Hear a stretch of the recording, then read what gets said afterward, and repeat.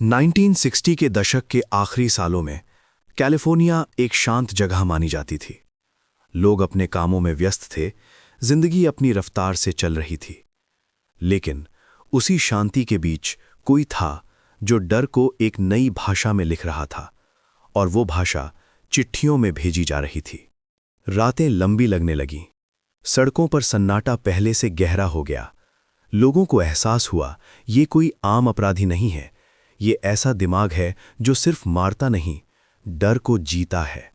दिसंबर 1968 की ठंडी रात थी। लेक हरमन रोड पर दो युवा कार में बैठे थे।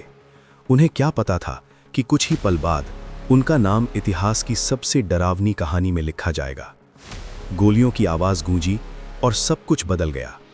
जब पुलिस पहुंची तो सवाल सिर्फ किसने मारा का नहीं था, बल्कि ऐसा क्यों किया गया, इस पहेली का भी था।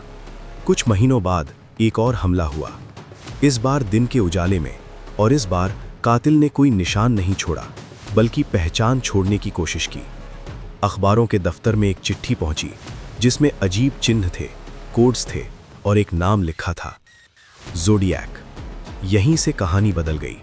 अब ये कोई अपराध नहीं रहा, ये बन चुका था एक रहस्य, एक डर, एक नाम जो पूरी दुनिया में गूंजने वाला था। ज़ोडिएक मीडिया से बात कर रहा था, पुलिस को चुनौती दे रहा था, और सबसे ज्यादा वो लोगों के दिमाग में घुस चुका था। उसकी चिट्ठियां सिर्फ धमकियां नहीं थीं, वो एक मानसिक खेल थीं। ऐसा खेल जिसमें जीत का मजा डर में था। उसने लिखा कि उसने कितने लोगों को मारा है। उसने कहा अगर उसकी बातें नहीं छापी गईं तो और लोग मरेंगे। और हैरानी ये थी कि कई बार उसकी बातें सच साबित हुईं।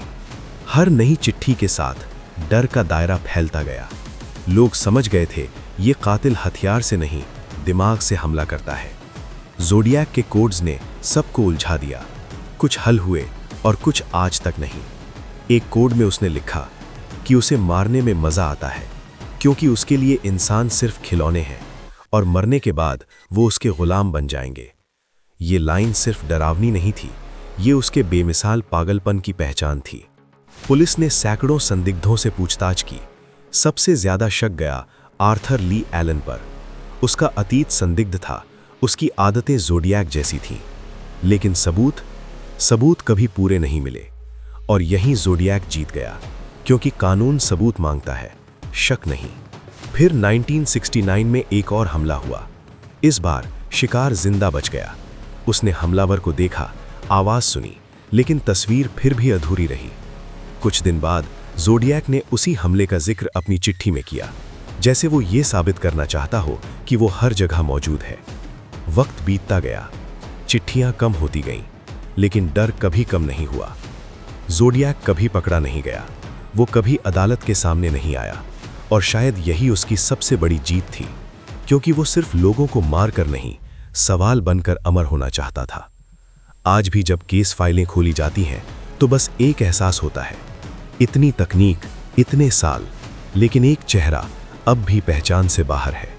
कुछ लोग कहते हैं वो मर चुका है, कुछ कहते हैं वो हमारे बीच ही है, लेकिन शायद सबसे डरावनी बात ये नहीं कि वो कौन था, बल्कि ये कि उसने साबित किया कि जब इंसान पहचान और ताकत का भूखा हो जाए तो वो कानून, समाज और इंसानियत सबको खेल बना सकता है।